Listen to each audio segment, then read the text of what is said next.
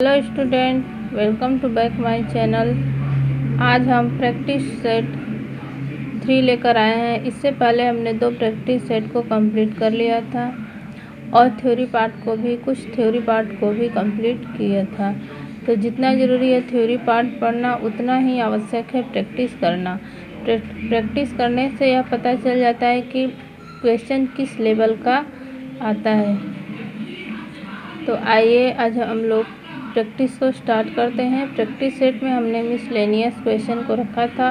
मतलब कहने का मतलब है कि इसमें फूड न्यूट्रिशन से भी है, चाइल्ड डेवलपमेंट से भी है, हेल्थ से भी है, टेक्सटाइल से भी क्वेश्चन है। तो आइए हम लोग स्टार्ट करते हैं। उद्यान लगाने का प्रमुख उद्देश्य क्या है? उद्यान लगाने का प्रमुख उद्देश्य क्या है?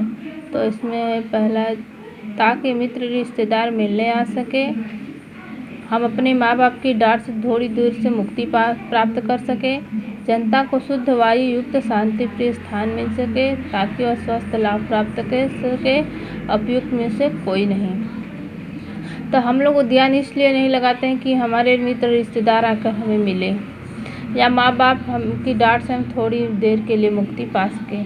हम लोग उद्यान इसलिए लगाते हैं ताकि हमें शुद्ध वायु, शांतिप्रिय स्थान मिल सके और यह स्वास्थ्य के लिए भी लाभदायक होगा। तो इसका राइट आंसर सी है।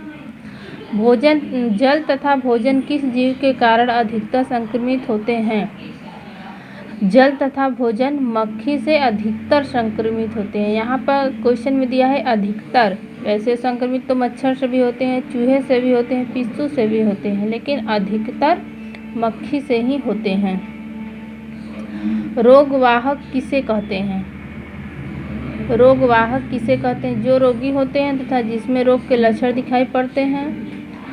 बी है जिनमें रोगाणु नहीं होते हैं अर्थात वह स्वस्थ होते हैं। वे रोगी जो लक्षण प्रकट नहीं करते हैं परंतु स्वस्थ व्यक्ति को संक्रमित कर सकते हैं और उपयुक्त में से कोई नहीं। तो रोगवाहक उसे कहते हैं जो रोगी होते हैं तथा जिनके रोग के लक्षण दिखाई पड़ते हैं, उन्हें रोगवाहक नहीं बोलते, उन्हें तो रोगी बोलते हैं। और जिनमें रोगाणु नहीं होते हैं वह स्वस्थ से तो यहाँ कोई मतलब ही नहीं है। तो यहाँ पर सी राइट आंसर होगा, क्योंकि वे रोगी जो लक्षण प्रकट नहीं करते परंतु स्वस्थ व्यक्ति को संक्रमित कर सकते हैं। नेक्स्ट क्वेश्चन है, भूमिगत जल में ऐसा कौन सा लवण पाया जाता है जो कि बहुत से चर्म रोगों को दूर कर देता है? तो इसका राइट आंसर होगा गंधक।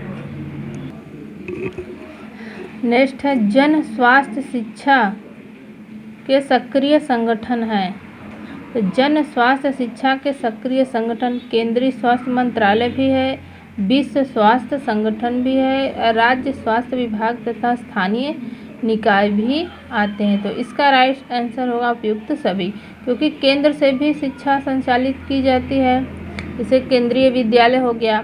विश्व स्वास्थ्य संगठन WHO के द्वारा भी यह सक्रिय WHO भी शिक्षा के लिए कार्य करता है और राज्य स्वास्थ्य विभाग राज्य स्तर पर भी शिक्षा के लिए कार्य किए जाते हैं, स्कूल खोले गए हैं और स्थानीय स्तर पर भी। तो इसका राइट आंसर होगा उपयुक्त सभी। नेक्स्ट है, अशुद्ध जल के माध्यम से कौन सा रोग हो जाता है? तो अशुद्ध जल से हैजा होता है। क्षय रोग अशुद्ध जल से नहीं होता और चेचक भी अशुद्ध जल से नहीं होता। चेचक वायरस से संक्रमित रोग है और क्षय रोग भी। नेक्स्ट है, घरेलू स्तर पर जल को शुद्ध करने की उपयुक्त विधि है। तो घरेलू स्तर पर हम लोग जल को उबाल कर ही शुद्ध करते हैं। आसवन विधि, क्लोरीकरण और छेपड़, यह विधि घरेलू स्तर पर हम लोग नहीं करते, जबकि जल को उबालकर हम लोग जल को साफ करते हैं, शुद्ध करते हैं। सुलभ शौचालय एक उत्तम एवं आदर्श शौचालय है क्योंकि इसमें मल कीड़ों द्वारा समाप्त कर दिया जाता है, वह किसी प्रकार की दुर्गंध युक्त विषैली गैस नहीं बनती है। बी है, वातावरण में प्रदूषण का भय नहीं रहता। और अगला है, इसके दूषित पानी से नदी का पानी भी गंदा नहीं होता। तो इसका राइट आंसर होगा सभी, क्योंकि मल कीड़ों द्वारा समाप्त कर दिया जाता है, किसी प्रकार की दुर्गंध युक्त विषैली गैस भी नहीं बनती है शौचालय से, और वातावरण भी शुद्ध रहता है, और इसके दूषित पानी से नदी का पानी भी गंदा नहीं होता है। तो इसका राइट आंसर होगा सभी। पिस्सू कहाँ रहते हैं? कूड़े में, गंदे पानी में, जानवरों के शरीर पर, चारपाई में। तो पिस्सू जानवरों के शरीर में पाए जाते हैं, विशेषकर चूहों के ऊपर पाए जाते हैं। कमरे के अच्छे संवातन के लिए आवश्यक है एक खिड़की तथा एक दरवाज़ा, एक खिड़की, एक रोशनदान और एक दरवाज़ा, सी है पारगामी संवातन व्यवस्था, और डी है कूलर की व्यवस्था। कमरे के अच्छे संवातन के लिए आवश्यक है पारगामी संवातन व्यवस्था। नेक्स्ट क्वेश्चन है, वायु में प्रमुख भाग किस निष्क्रिय गैस का होता है? तो वायु में प्रमुख भाग की यहाँ बात कर रहा है, तो वायु में प्रमुख भाग नाइट्रोजन का होता है। 78% 78% नाइट्रोजन होता है। ओजोन 0.003% होता है। ऑक्सीजन 21% होता है। शरीर एवं मस्तिष्क के पूर्ण रूप से कार्य करने की अवस्था को कहते हैं। जब शरीर और मस्तिष्क पूर्ण रूप से कार्य करता है तो उसे पूर्ण स्वास्थ्य बोलते हैं। अच्छे स्वास्थ्य के संदर्भ में किसका महत्व है? अच्छे स्वास्थ्य के संबंध में किसका महत्व है? तो अच्छी आदतों का, घरेलू स्वच्छता का और शारीरिक स्वच्छता, तीनों का महत्व है। घरेलू स्वच्छता का भी है, स्वयं हम अपनी सफाई कैसे करते हैं इसका भी महत्व है, और अच्छी आदतों का भी। नलिका विहीन ग्रंथि है। नलिका विहीन ग्रंथि पीयूष, थाइमस, एड्रिनल, इनमें से सभी। तो नलिका विहीन ग्रंथि में तीनों आते हैं, क्योंकि यहाँ से हार्मोन्स का स्रावण होता है। जो हार्मोन्स होते हैं वे नलिका विहीन ग्रंथियों से मतलब उनके लिए नली की आवश्यकता नहीं होती है। हार्मोन्स के लिए नली की आवश्यकता नहीं होती है। पीयूष ग्रंथि से जो हार्मोन्स निकलते हैं, पीयूष ग्रंथि, तो यह मस्तिष्क में पाई जाती है। एड्रिनल ग्रंथि यह कार्टेक्स के ऊपर पाई जाती है, संख्या में 2 होती है। और थाइमस ग्रंथि गले में पाई जाती है।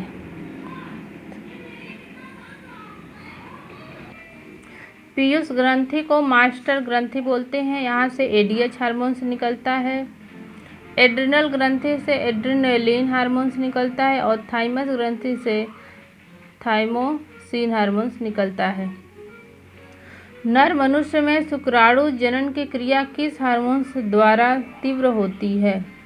नर मनुष्य में शुक्राणु जनन की क्रिया फॉलिकल उत्तेजक हार्मोन्स के द्वारा होती है। फॉलिकल FSH हार्मोन्स, जिसे फॉली स्टिमुलेटेड हार्मोन्स बोलते हैं। ल्यूटिनाइजिंग हार्मोन्स यह फीमेल में पाया जाता है। लैक्टोजेनिक हार्मोन्स भी फीमेल में पाया जाता है, जबकि फॉलिकल उत्तेजक हार्मोन्स FSH पुरुष में पाया जाता है। हार्मोन्स की उपयोगिता है, तो हार्मोन्स की उपयोगिता है, ए है शरीर को बलवान बनाना, बी है शरीर को सुंदर बनाना, और सी है शरीर के स्वास्थ्य वृद्धि एवं सुचारू रूप से कार्य करने में योगदान देना, और डी है उपयुक्त में से कोई नहीं। तो हार्मोन्स हमारे शरीर के स्वास्थ्य वृद्धि और सुचारू रूप से कार्य करने में योगदान देते हैं। हार्मोन्स शरीर को बलवान नहीं बनाते और न ही शरीर को सुंदर बनाते हैं। हार्मोन्स हमारे शरीर में वृद्धि, विकास और शरीर में होने वाली क्रियाओं में योगदान देते हैं। नेक्स्ट क्वेश्चन है, मासिक धर्म कितने दिनों का होता है? तो मासिक धर्म 28 दिनों का होता है। नेक्स्ट क्वेश्चन है, स्त्री प्रजनन अंग नहीं है? तो स्त्री प्रजनन अंग शुक्राशय नहीं है, जबकि अंडाशय, ओवरी, गर्भाशय, यूट्रस, डिंब वाहिनी, नलिकाएं, फैलोपियन ट्यूब सब स्त्री प्रजनन अंग है। शुक्राशय यह मेल में पाया जाता है, पुरुष में पाया जाता है। कोक्लिया की रचना किस प्रकार की होती है? तो यह सर्पिल ट्यूब के समान होती है। नेक्स्ट है, रंगों की सही पहचान न कर पाने के दोष को कहते हैं वर्णांधता। रंगों की सही पहचान न कर पाने के दोष को वर्णांधता बोलते हैं, जबकि दूरदृष्टि दोष में हमें दूर की जो चीज़ें होती हैं, दूर दृष्टि दोष में हमें दूर की वस्तु स्पष्ट दिखाई देती है, जबकि पास की वस्तु स्पष्ट दिखाई नहीं देती है। और निकट दृष्टि दोष में निकट की वस्तु दिखाई देती है और दूर की वस्तु हमें स्पष्ट दिखाई नहीं देती है। निकट दृष्टि दोष को मायोपिया भी कहते हैं। दूर दृष्टि दोष में उत्तल लेंस का प्रयोग करते हैं और निकट दृष्टि दोष में अवतल लेंस का प्रयोग करते हैं। और वर्णांधता यह एक आनुवंशिक बीमारी भी है और इसमें रंगों की पहचान व्यक्ति सही से नहीं कर पाता है। मस्तिष्क की तीनों झिल्लियों को संयुक्त रूप से कहते हैं। तो मस्तिष्क की झिल्लियों को संयुक्त रूप से मेनिंडीज बोलते हैं। जब मेनिंडीज में प्रॉब्लम आ जाती है तभी मेनिंजस नामक बीमारी होती है। न्यूरॉन्स क्या होते हैं? न्यूरॉन्स यह एक प्रकार की तंत्रिका है। बी, तंत्रिका कोशिका में पाए जाने वाला द्रव पदार्थ है। सी है, यह सूत्रों सहित तंत्रिका कोशिका है। और डी है, पतले धागों का एक जाल है। तो न्यूरॉन्स सूत्रों सहित तंत्रिका कोशिका हैं। कई लाखों न्यूरॉन्स मिल करके तंत्रिका कोशिका का निर्माण करते हैं। तो न्यूरॉन्स एक प्रकार का तंत्रिका कोशिका ही है, क्योंकि कई न्यूरॉन्स मिल करके तंत्रिका कोशिका का निर्माण करते हैं और ये हमारे शरीर में धागे जैसी संरचना के रूप में फैली होती है। तंत्रिका कोशिका का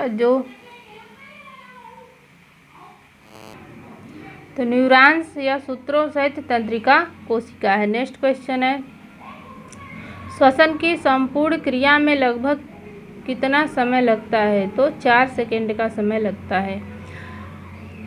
एक ऐसा विशेष प्रकार का श्वसन जिसमें वक्ष की गतियां बहुत अधिक बढ़ जाती हैं। तो इसका राइट आंसर है प्रसेदित श्वसन।